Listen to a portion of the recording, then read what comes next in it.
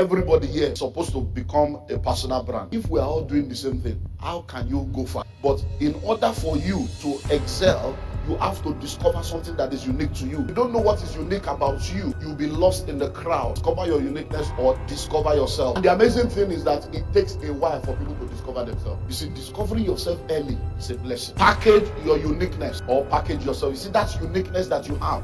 Package it. Package yourself and stay in the area of your strengths. The challenge with many of us is that we grew up being told to work on our weaknesses. And let me tell you something, till you die, you will forever have weaknesses. There are weaknesses that will never leave your life till you go to heaven. And when I say weaknesses, I didn't say sin. Work on your strengths. Focus on your strength. Build your strength. Package your strength. When you become so strong, nobody will remember your weaknesses. When you focus on your strength, there will be weaknesses in your life, but it will not be an issue because your strength is blessing generation. Your strength is offering value. Now, I'm not saying abandon your weakness, but don't make it your focus. Because when you become so sin conscious, sin, then you abandon righteousness. Become righteous. Just focus on righteousness.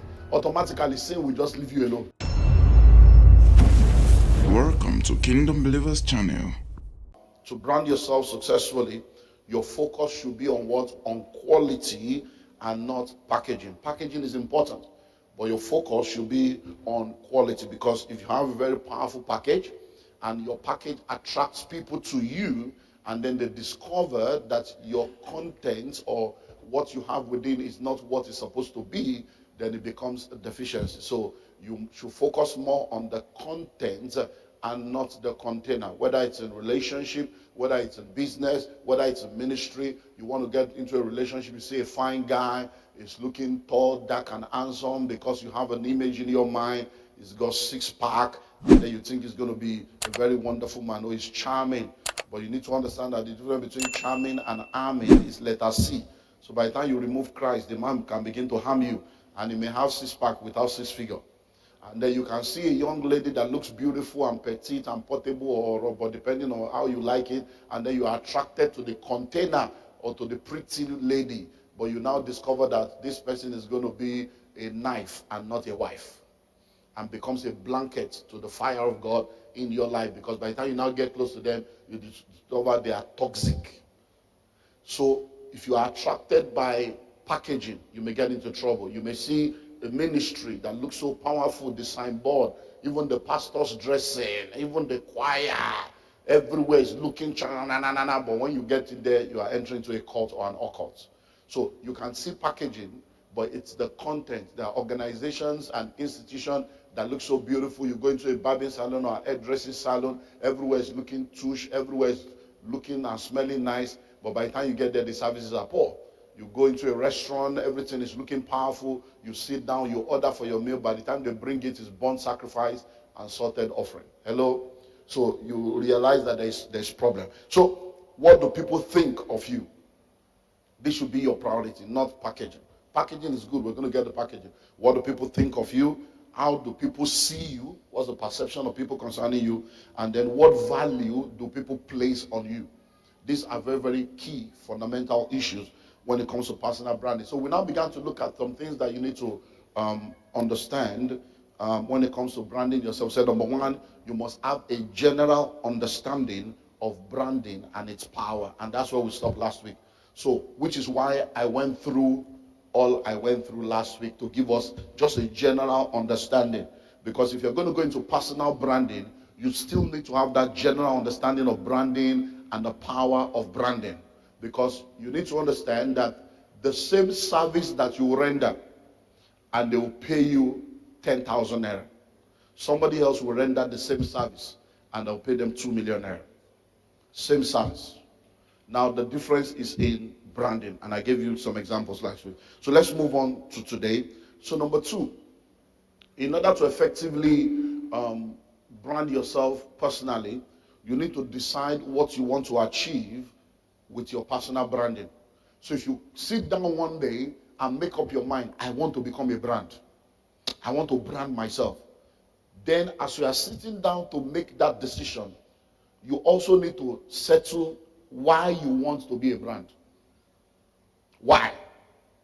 You want a situation where when they mention your name, people will remember and know you. So why? Why do you want to be a brand? So let's look at few reasons why people want to be a brand so that you can decide whether that's your reason. Number one, do you just want to make a name for yourself? Because some people just want to make a name so that they will just know their name, so they can do anything terrible. They can go naked on Instagram just to become a name. Say, you don't know that lady that became, that went naked on Instagram. So they just want to make a name so that they will remember their name. So there are people now that you remember their name because of what they have done. Number two, do you want to build an image? Do you want to build an image so that when they hear your name, an image comes to mind? We have people in this country that have developed all kinds of image for themselves. We have a musician that covers himself up and people don't know who he is. Do you understand? Except probably his friends and family and people that work with him. So every time he appears, he is covered up. Now, that's an image that he has created for himself. We have an adult. So that one is Lagbaja. We have Charlie Boy that is 70-something years old now, but he's still called Charlie Boy. And it's an image. He dresses in a particular way. We have people like Derry. We have all kinds of that. We have Wole Soyinka that has his hair. And so, do you just want to have an image? Is it for recognition? Do you just want people to recognize you? That when I show up like this, they must recognize. So you want to be wearing white. Or you want to, everything you wear is blue. Or yellow. Or you want to wear different clothes. Mondays, red. Tuesdays, yellow, every day. So do you just want to be recognized? So that once you show up, that's that. I was listening to Ngozi Okonjo-Iweala. She was being interviewed on an international program yesterday, and she was talking about, because she's just written a book with I think the former president or prime minister of one of these countries. So they read, I think Australia also. So they wrote a book together, and they were talking about the book. And she was talking about the fact that a lot of people, because she's a woman and she's a minority, she's black, that a lot of people, the way they treat them is different from the way they treat a man. When they look at a man, they don't talk about the way the man dresses. They go straight to what the man does. But for her now, they will say she dresses this way, she dresses that way. That becomes an issue. He said, but she chose to dress the way she dresses so that she can be easily recognized. You won't be confused. She doesn't have, so once she comes, you know the way Ngozi will dress. So that's for eyes. So that when she comes, that's Ngozi, everybody can easily recognize me. So I don't need to be, is she the one, is she not the one? So I said, okay, recognition. Okay, that's good. That will help my message tomorrow. So do you just want to be recognized? We have Mark Zuckerberg of Facebook. He just wears t-shirts, and Apple guy normally does that. And he said he has many of those t-shirts. So he does that because he doesn't need to think of what to wear, so that he can use his brain to think of something serious. So when he wakes up, he just pick one. It's the same color. It's the same. So you don't need to say, okay, what did I wear last week? Oh, many of you now, to come to church today, you are like, what am I wearing tomorrow? No, that's what I wore 3 weeks ago. As if you are the pastor, they will receive what you wore. Even pastor doesn't care what you wear. You say, you know that. And I'm like, okay, so you mean people come to church and they will look at your shirt and say, no, that's what he wore last week. You mean that? People as that, they don't have job. You are a breaking news. So that's amazing. Next, do you want notoriety? Do you want to be a notorious person? So is it just that so that they say, you don't know that guy? Because that's what Charlie Boy did. And it opened when he came back from the US, and he wanted to break into, the music scene in his own days. He needed to do that. This is a guy that is the son of one of the most prominent lawyers. He was sent abroad to go and study law. He came back. The same thing was what happened with Fela. They sent them abroad, go and study, go and become, and then they came back and they started doing. So today now, there are a lot of people like that. Now, they create this image of notoriety. And people have all kinds of things that they think about them. I remember when we invited Charlie Boy, and he came here, and we're discussing another stuff. And he was telling me a lot of them. I'm like, this is, he's a pastor. You see, no, see, when I go market, I go look for the thing we get skeleton, we get score. Because if I just buy normal ring, it no go work. But when I wear score, they go say, it's there occultism. He did this one, he did that one. I say, so all those things, now they make us popular. Now they I say, So, but people will feel that, oh, these guys, they are all caught guys, this guy. It's amazing. Do you want mystery? That's what Lagbaja did. Mysteries, mysterious. Oh, who is he? So what's your reason? So all these are things that you need to sit down and settle. Some people want to become a brand so that they can make money. We have a lot of social media influencers that are making money, so they just want to get followers so that they can now begin to sell and begin to make money. So that's very, very, very important for you to settle for yourself. Number 3, discover your uniqueness. Discover your uniqueness or discover yourself. If you don't know what is unique about you, you'll be lost in the crowd. Because now we are talking of personal branding. That means everybody here is supposed to become a personal brand. If we are all doing the same thing, how can you go far? Do you understand? But in order for you to excel, you have to discover something that is unique to you. I can name 10 comedians now, and even though they are all comedians, they are different.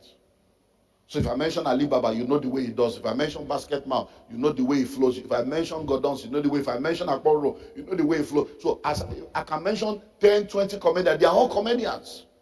But there's something unique to them. I can mention 10 musicians. I can mention 10 actors and actresses. But there's something unique to them. That's what you need to do if you're going to become a personal brand. You need to find out what is unique to me, and then you push that uniqueness. Do you understand? So for me now, as a public speaker, I know that I am very, very practical. So I insist on making sure I break it down. By the time I'm through, even a child will understand what I'm saying. I break it down, and then I'm very blunt and sharp. What people cannot say, I say. So I have identified that, so I sit down there. I stay there. So when I get to a place and people are shying away from, so I say, you see, you don't want to mention it. I will now go to that area that nobody's going to, and I go practical, I go raw. That's my uniqueness. So I've identified uniqueness in different areas, and then you stay there and don't try to be like somebody else. I've gone to churches where I have a friend in Abuja in one of these churches. By the time I'm through, the guy is always like, I don't know. That what you say, even me that I'm the pastor, I can't say it though.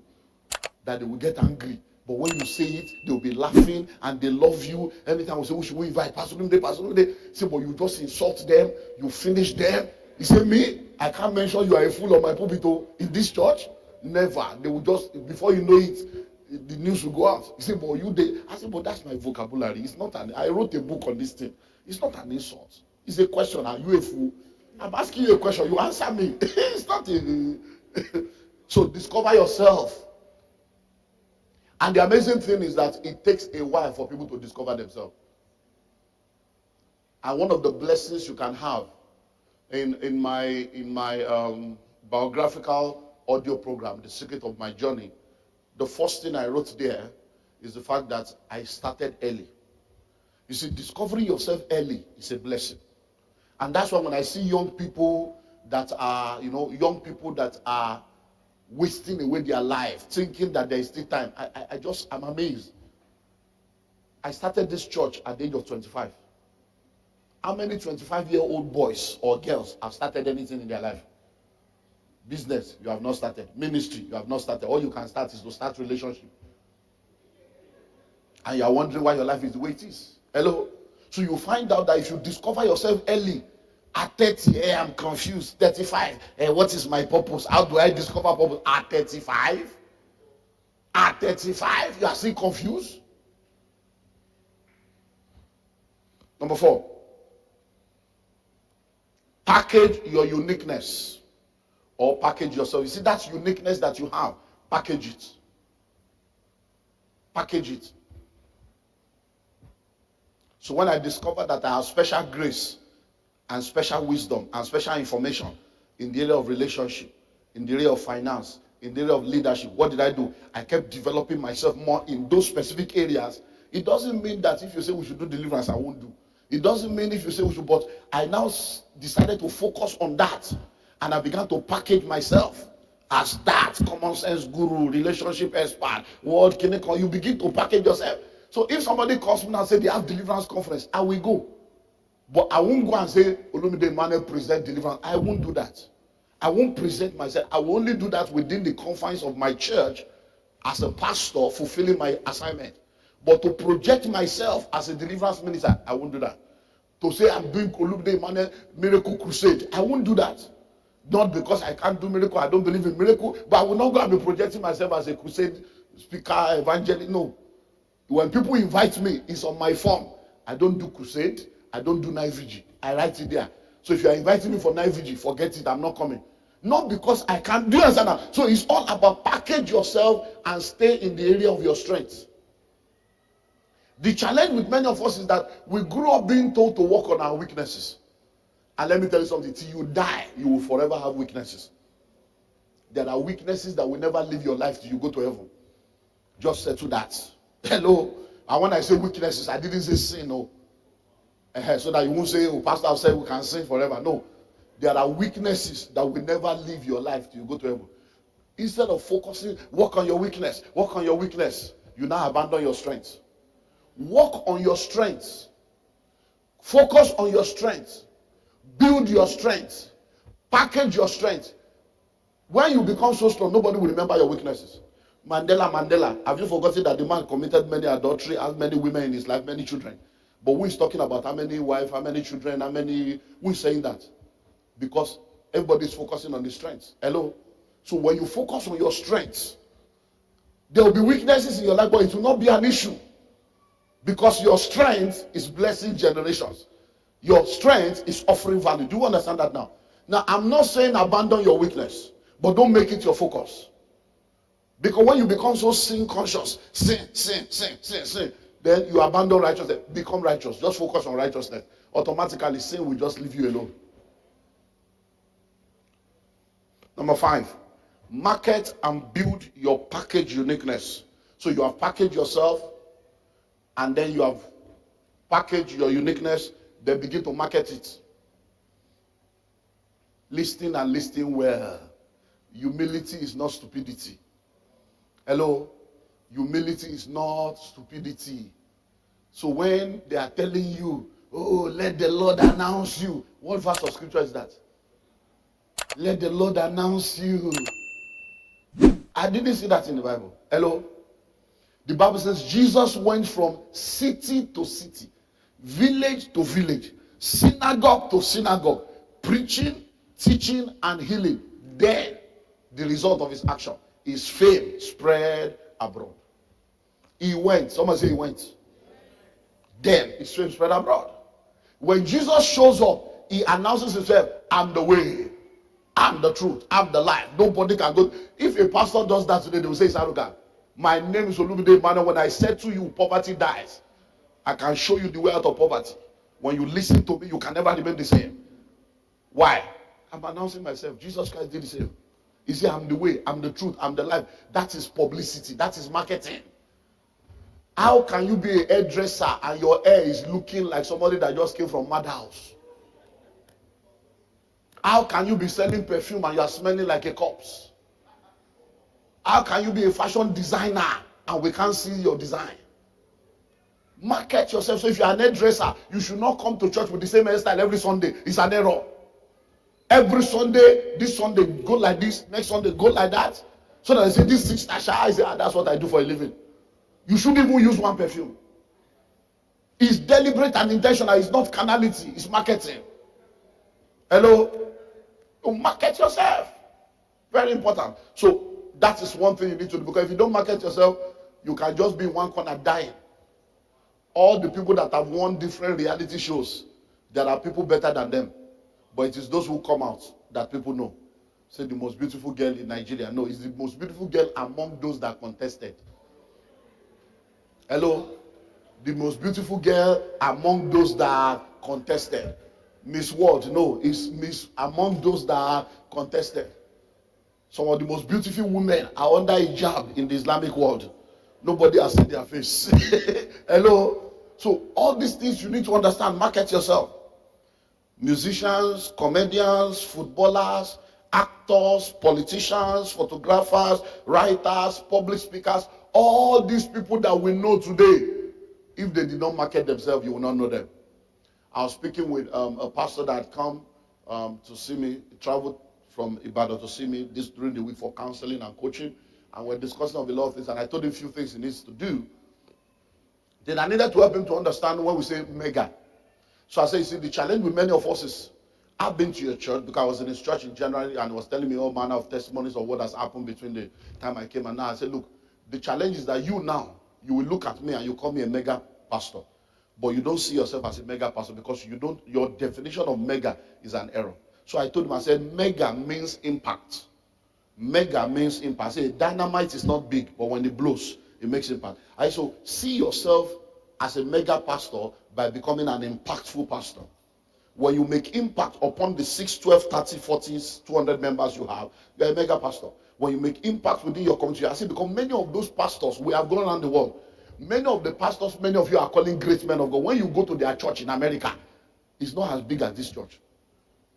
But they are on TV, they are everywhere. They go on missionary trip, they do all kinds of, because they went round.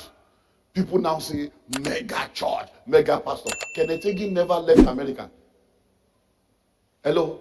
He never left America. He didn't have American passport to leave America. But everybody, Kenneth Hagin, go to the Kenneth Hagin, go and see the chapel there. The guy didn't even have, so they built a chapel. Go and see the chapel. Maismoro. Go to Bahamas and see his church. And see whether it's big or not. You would say, hey, you mean this is the Maismoro? We thought it would be like 10,000. No, it's impact. Mike Murdoch, go to his wisdom house in Texas. You will see the same. Mike Murdoch. Why? It's not about the size of the church. Hello? It's about the impact they have made on their generation. And once you understand that, you begin to move ahead in life. So let's wrap up with. Thank you for being part of this prayer section. We have more videos right on this channel to show you. But before then, smash the like button and also do to subscribe if you're new to this channel. And you can also share this video with a friend so that you also be a blessing to them.